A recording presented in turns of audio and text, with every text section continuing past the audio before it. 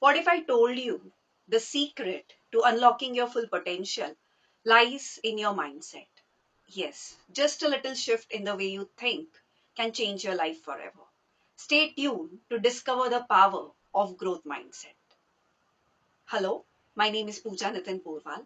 I am a career growth coach and an IT professional. Today we will see what is growth mindset, why it is important, and how you can acquire it. So let's begin. So the first thing that we should learn is what is a growth mindset. Imagine you are going through a very difficult situation, maybe at work or in your personal life, and it looks very dire. You have lost all hope, and it's very difficult for you to keep going. Now, at this point in time, are you somebody who give up and throws in a towel, or you're somebody who push through, who believe in his or her own ability? Do you believe that you can improve? So, this belief in your ability to grow is called as the growth mindset. And opposite to the growth mindset, there is a fixed mindset. So, fixed mindset necessarily tells us that the abilities and the intellect that we have is something that we are born with, and there is nothing that we can do to improve it. But this is completely wrong. Growth mindset is a term which is coined by psychologist Carol Dweck. She did a research on this and proved that we all can improve our abilities as well as our intelligence by working on something, by putting in efforts, by learning, and by being persistent with our activity. It's the opposite of a fixed mindset, which assumes that talent and abilities are fixed and static. So I hope you understand the difference between fixed and growth mindset, and you would have had also have a inkling of where you fall on the spectrum. You can be either on the fixed mindset, or you can be on the growth mindset, or you can be somewhere in between. It doesn't matter where you are. What matters is what you're going to do about it, right? So let's see why it is important for all of us to have growth mindset. It matters for us to have a growth mindset because it's the difference between failure and success. Do you consider every failure as a roadblock, or it becomes stepping stone for you? We all know really successful people who have gone through so many failures in their life. Like Michael Jordan, for example. He was cut from his high school basketball team, but he didn't give up. And we know the amount of success he acquired. We all know Oprah Winfrey. She was fired from her first TV job, but then she didn't quit. And we know how famous is the Oprah Winfrey show now. Everybody knows her, right? The third example is J.K. Rowling. She was rejected by 12 publishers before Bloomsbury accepted the script for Harry Potter. And she was the first billionaire author because of the books that she had written. She kept writing without worrying about the failures that were coming her way.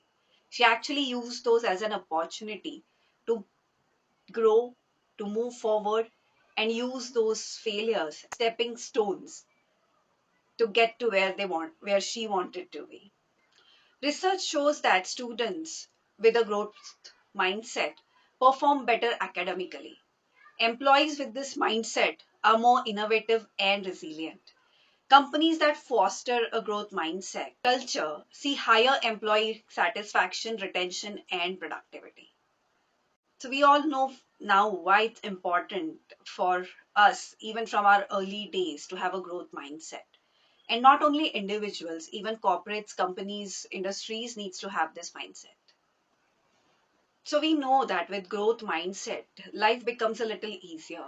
Because of this small mindset shift, we are able to embrace everything that comes our way. We start to believe that the universe is benevolent, and anything that comes in our life, be it wrong people, be it dire situations, be it experiences that are very difficult to go through, they are all there to make us grow. And because of this, we become very resilient. We are always in the state of flow. And the amount of learnings that we can gather through these experiences is tremendous. And that is all possible because you have a growth mindset. With the fixed mindset, you just become victim to the situation. You think everything is happening to you, and that's just the end of your journey and growth.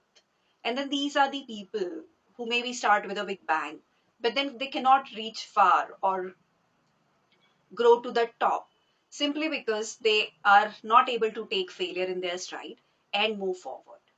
And this is why having a growth mindset is very, very important, because you are somebody who is phenomenal, who have the ability to grow, and who is not going to give up when the going gets tough.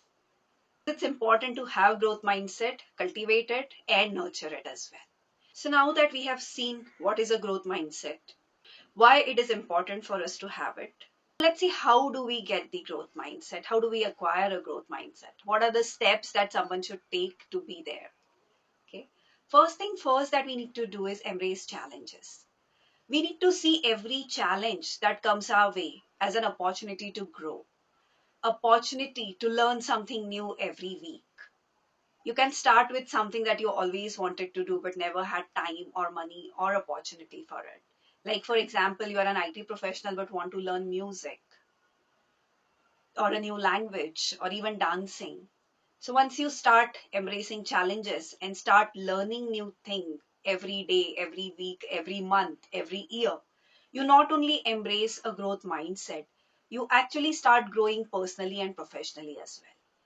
Like, for example, when I was not able to lose weight after my pregnancy, I actually did a lot of research on nutrition and exercising. And with that, I actually could help myself, could really see whether the solutions and suggestions that my trainer was giving me were appropriate for me and my body.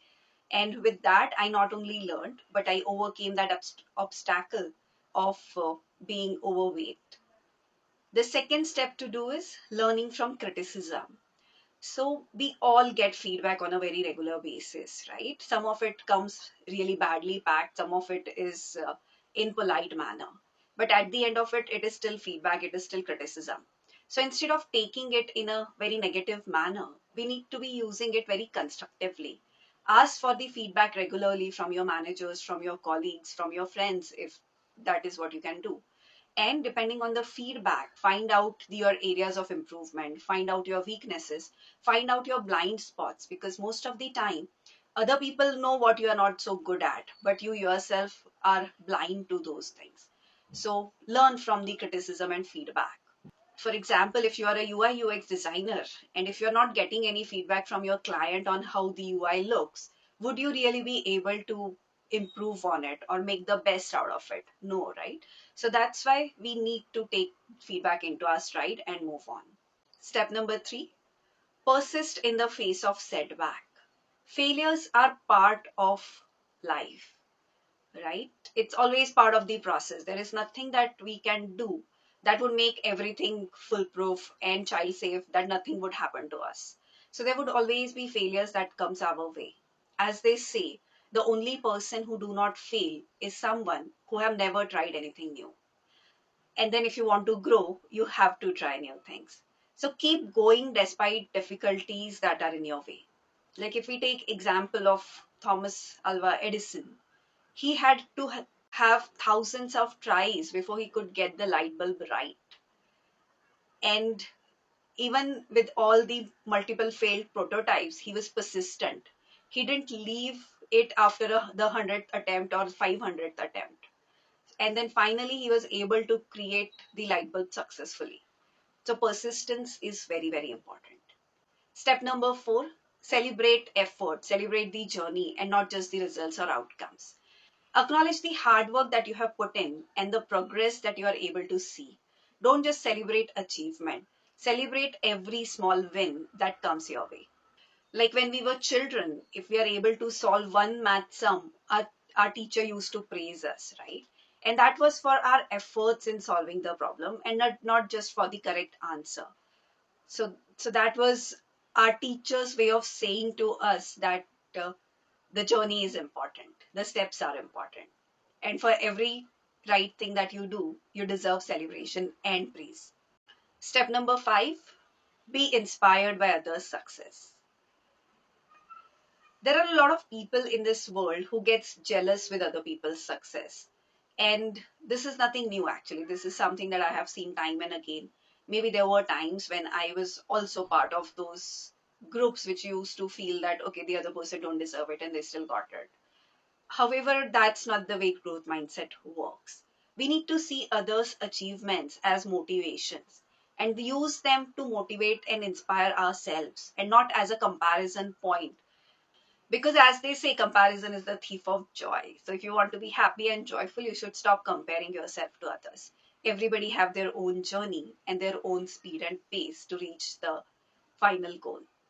You can also read biographies of successful people and get inspired by their journeys. And whenever you would read any autobiography of anybody who have been successful, you will realize that all of their journeys were filled with setbacks and challenges and people who didn't support them when they really needed somebody to support.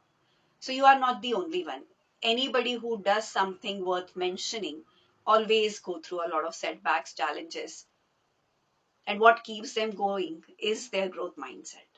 A growth mindset isn't just a buzzword, it's a powerful tool for personal and professional transformation.